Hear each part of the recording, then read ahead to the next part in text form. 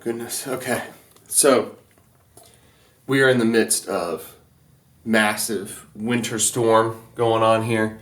It's just everything's shut down. All the schools have closed. My workplace is closed for the day. I mean, I'm almost too nervous to look outside and see how terrifying the conditions must be, because everything has just frozen over and shut down.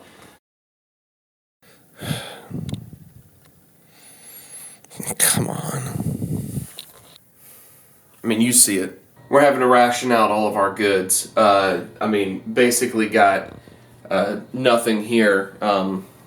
Could only brew a half a pot of coffee, which is, well, it's all for me. My wife is tragically at work.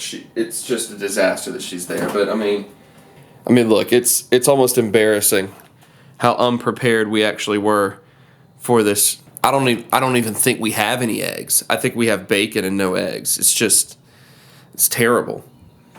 No, we got bread.